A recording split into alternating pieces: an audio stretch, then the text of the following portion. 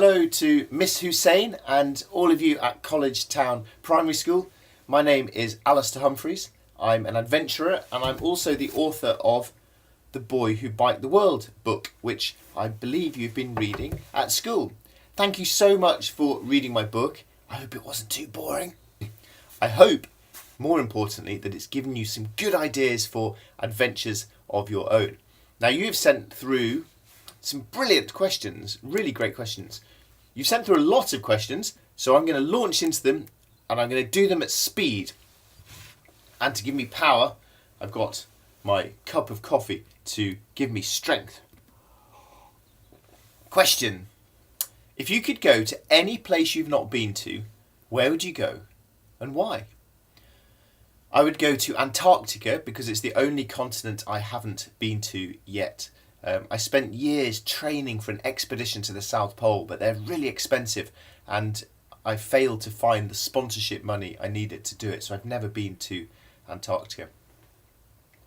What are your most significant achievements? Wow, that's a good question. Well, I suppose in adventuring, spending 4 years cycling around the world was my biggest achievement. I'm proud also of rowing across the Atlantic Ocean. That was a really tough trip. But quite surprising was... Sorry, I've got a hair in my mouth. A surprising thing I'm proud of was that I spent a month walking through Spain with no money, playing the violin to earn money. And I cannot play the violin. If you look on YouTube and type in My Midsummer Morning, you'll see me playing the violin very badly in Spain. But I think there are more important achievements in life than adventures. I'm proud that I've worked hard and written some books. It takes a long time to sit down and work and write a book. And then I guess more importantly than that is to try and be a good and kind and curious and enthusiastic and cheerful person. So I'm working hard at those things. When you biked around the world, did you run out of supplies? If yes, where were you in the world? I tried not to because you get very hungry then, but it happened quite often. In Egypt, I ran out of food and a lorry stopped and the guy gave me some Egyptian flatbread, sort of flat round bread and an onion. So I had a raw onion sandwich for breakfast, which actually was nicer than it sounds, especially when you're really hungry. In Alaska, I was getting really hungry and a car stopped and gave me a takeaway pizza. They had a big pile of pizzas and the lady in there said, "I don't think my family needs all these pizzas. Here, you have one of them." That was so kind. I actually just burst into tears. It was so kind. How did you feel when you broke your foot in the Sahara? So this was running a ultra marathon. It's called the Marathon des Sables, 150-mile race through the Sahara. How did I feel? Oh, it really, really hurt. Oh, it went crunch. Oh, ouch. Makes me wince to think about it. But I was in a running race with 800 people running through the Sahara, and after about 6 days, all of us were in pain. We were all limping and hobbling and aching and just keeping going little by little. So I found the strength to continue just because I was surrounded by crazy people who were keeping going. So I just kept hobbling on step by step. When I walked... You guys have done your research. I'm impressed. Very good. When I walked across India, did you try any local food? And if yes, what did you try? Yeah, I walked across southern India, and one of the best things about an adventure like that is that you are always trying local food. I couldn't possibly carry just hundreds of miles of food that I brought from England, and I wouldn't want to either. I love trying local food. So every day I would just... It was quite a populated part of India, so I would just stop at little cafes by the road. There were loads of those, and just eat whatever was on offer. There's a lot of curry. It was delicious. But curry for breakfast, I did start to find quite hard work, especially when it was boiling hot. But I loved all the different Indian foods. It was in southern India as well, in Chennai. Sorry, I need more coffee. In India, I was in the states of Tamil Nadu, Karnataka and Kerala. So if you Google their food, you'll get some sort of idea of the variety of delicious things I was eating. In 2012, I received the National Geographic Adventure of the Year. how did you feel receiving this prize? I felt amazed and surprised and really proud getting that. But the best thing about getting Adventurer of the Year was that it wasn't for big adventures I'd done, it was for micro adventures, which are my attempt to make everyone, all of us, do short, simple, local, cheap adventures close to where we live, after school, at the weekends, in the holidays, to try and show that adventure is for everyone, for normal people, not just professional adventurers who have the time to go. So I was really pleased to get that award because it showed me that other people thought that the idea of micro adventures was really important. And actually it's an idea that's much more important than me doing stupid things like walking across deserts. That's fun for me, but it doesn't really matter. But trying to get everyone to be a bit more adventurous and active and out in nature is really important. Next question. Have you ever been on an adventure and not told anyone? That's a great, great question. It's a really, really good question. Because it makes me admit that, yes, I love doing adventures for all the obvious reasons, but I think I also like showing off a bit and telling people, look what I did this cool thing. I'm not very proud of that, but I've never done an adventure without telling anyone. I always like to tell the story about it afterwards. Maybe I need to do that. Good idea. Also, no one's ever asked me that question. What's your favourite country and why? Impossible question. People ask this all the time and I always give different answers. My answer today, because it is freezing cold in my shed here in England, is to think of somewhere warm and sunny and friendly and fun with good music and beautiful, delicious tropical fruit and beaches and mountains and coffee plantations. Colombia. Me encanta Colombia. I love Colombia. Beautiful place. What's your first adventure? Did you go exploring as a kid? My first big adventure was I did a challenge called the Yorkshire Three Peaks, which is 3 big peaks in Yorkshire: Pen-y-Ghent, Whernside and Ingleborough. It's about a 20-mile loop with the 3 peaks, and you have to do it in under 12 hours to qualify. And I did that when I was 10, I think. I was exhausted. So that was my first adventure. I was lucky as a child. I grew up in the countryside in Yorkshire, so I spent a lot of my time just playing outside, climbing trees, playing in the streams, running around the fields, just being a bit wild and crazy outside. I did a lot of that as a kid, which was brilliant. You've been on many fascinating adventures, such as parkrafting in Iceland. Thank you. Have you had any near-death experiences? Well, the nearest I've had was actually in Iceland when I was crossing the country by foot in a small little inflatable boat called a packraft, and I decided to paddle down a river. And this answer links a little bit to an answer I gave a couple of minutes ago.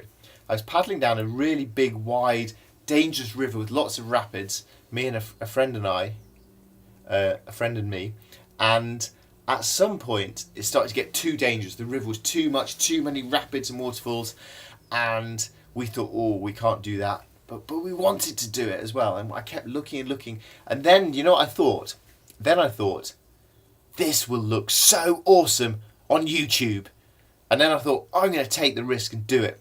So I got in the boat and I set off to paddle down this river, capsized, chaos, really dangerous, nearly died, nearly drowned, dragged myself to shore, just survived, shouted to my friend, don't do it. Luckily he didn't do what I'd just done. I survived. And then I realised I'd forgotten to press record on my GoPro camera, so I didn't even get to record it. So how stupid is that? Me doing something where I nearly die purely so that I could look cool and show off to people on YouTube. That is very, very stupid. Don't do that. Who inspired you to become an explorer? Well, if you see behind me on these shelves, there's loads of books. I love reading books of adventures, crazy men and women doing mad stuff all over the world, and I've actually written a book called Great Adventurers. And this is exactly about your question, about the people who inspired me to become an explorer. All the different people, like there's Ranulph Fiennes and Laurie Lee and Benedict Allen, lots of different adventurers who inspired me to go off and have my adventures, and then also inspired me to write books as well. A question about charities. I think if you're going to do something big in life, like a big adventure, then it's important to remember that, for me to remember that I'm a really lucky person. My life is good, I'm healthy, I live in a country that means I've got enough money for school and food. I'm a really lucky person to be able to do adventures, and it's important to remember that. And so it really doesn't take much effort to then try to also raise some money or some awareness from a charity by what you do. So I really think if you're going to do a big adventure, you might as well try and make some good come of it, beyond just the personal satisfaction of doing a big adventure. You've written many books. Are you able to name them all? And what book would you say is most appropriate for a 9 to 10-year-old to read? Wow, okay, here we go. Can I name my books? Moods of Future Joys, Thunder and Sunshine, 10 Lessons from the Road, There Are Other Rivers, The Boy Who Bite the World, which is probably the best book for a 9 to 10-year-old, The Boy Who Bite the World 2, The Boy Who Bite the World 3, Great Adventurers, also really good for 9 to 10-year-old, Micro Adventures, Grand Adventures, The Doorstep Mile, My Midsummer Morning, and Ask an Adventurer. That's my most recent book. Yes, here's a pile of all my books I've written there. 13, I think. And I'm currently writing a book called The Girl Who Rode the Ocean. As soon as I finish this video, that's what I'm going to be getting on with, is writing that book. When you were cycling around the world, did you ever feel like giving up and getting into a cosy, warm bed? Yes, I often did. Adventures are hard, and you usually are quite tempted to give up, and you'd usually rather be just lying in bed watching TV and eating ice cream. But that's what makes them an adventure. If they're just easy and fun, then you're on holiday, not on an adventure. So they are hard, and you do often want to give up. What kept me going was knowing that, yes, it would be nice to give up and go lie in bed and eat ice cream for a few hours, but it gets a bit boring after a while, and then I'd start to regret giving up, and I'd wish I hadn't given up. But by carrying on when something's hard, by keeping going, when you get through that, you feel really proud about yourself, you feel really good, you're surprised, you've done well, and that then helps you do a bit better next time and do something a bit more difficult. Having a growth mindset is a really important part of adventures, and then you feel proud afterwards. You think, yeah, I've done that, what else can I do? And that feels much better than lying in a cosy warm bed. When I wrote The Boy Who Bite the World, why did I name the boy Tom and not Alistair after me? Well, Tom is my son's name, so I thought I'd write a book and name it for him. What happened in your childhood outside of school? School, I loved playing sport, football and cricket I really liked. I really enjoyed riding my bike, playing outside in the country, playing in the stream near where we lived, climbing hills and trees. What else happened in my childhood? Lots of arguments with my brother, getting yelled at by my mum for arguing with my brother. She used to say, if you want to fight, go and fight in the garden, and kick us out of the house to go and fight in the garden. What else happened in my childhood? That's about it. It was fun though, I enjoyed it. Oh, and I worked a lot in my parents' shop, which I found really boring, but I suppose was helpful for them. I really like you guys. What made you want to be such an esteemed author? Thank you. I don't think I'm an esteemed author, but I am an author. What made me want to be an author was, 1, I really enjoy reading books. 2, I really enjoy sharing stories, and I think it's useful and hopefully helpful to share my stories. And 3, I really liked the idea of being my own boss, to be able to work in my shed and sit around drinking coffee and work the hours that I wanted and do something creative. So it seemed like a job that I'd really enjoy. Bear Grylls has gone on an expedition with Barack Obama. Is this something you would like to do? Oh yes, absolutely. I love Barack Obama. I'd love to go on an adventure or for a cup of tea or to the pub with Barack Obama and somehow persuade him to come and be British and be our Prime Minister. I think Barack Obama's cool. Bear Grylls, he's a really nice, kind guy. He wrote a foreword for one of my books. It was really kind of him. I'm definitely not a mega superstar like those guys though, so I'm not sure I'll get to go with either of them. What is your favourite hobby? Reading books and mountain biking. Most dangerous animal you've come across? Well, I've seen grizzly bears and lions and wild animals and crocodiles, but the most dangerous animal I've come across is the mosquito, because mosquitoes, which carry malaria, kill about 1 million people a year. It's a terrible, terrible disease. So I'll pick a mosquito for that. When I was at school, what was your favourite subject and why? Oh, PE, art. PE and art, definitely.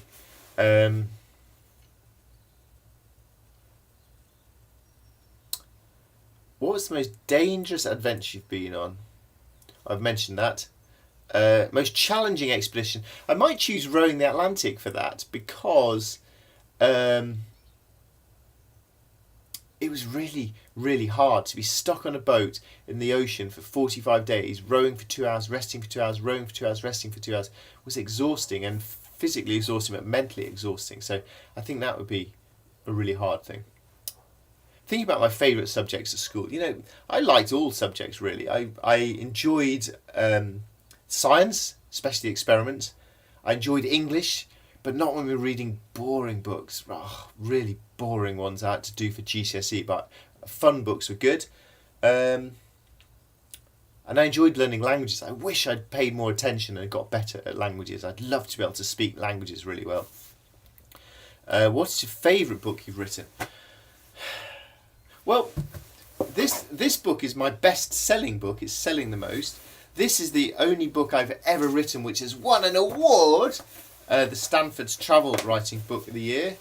But I think my favourite book might be my first book. It's kind of like this, but for adults. It's the adult book about cycling around the world called Moods of Future Joys. And I'm really proud of that just because it's my first book. And doing anything for the first time is really hard. You don't think you can do it, but once you've done it once, it gets much easier. And the same is true of adventures. You might think yourself that, I can't really do adventures. I'm not the sort of person that does adventures. But when I was if you'd ask everyone in my class at school who will go, I'm burping. If you'd ask everyone in my class at school who will go and do adventures, nobody would have said, Alistair Humphreys will go do adventures. I was just a normal, quiet little kid. So anyone can go and do an adventure. And I really hope that you guys might go maybe do a big adventure one day, but until then do some local micro adventures with your friends, with your family, with your school. Find somewhere close to where you live that you've never been before and go there. And if you do that, you are being an explorer and you are being curious. And both of those things are brilliant things to do. Thank you very much for all of your questions. They're fantastic questions, really good. I hope my answers were helpful. And now I'm going to get to work and continue writing my next book. Thanks very much. Bye-bye.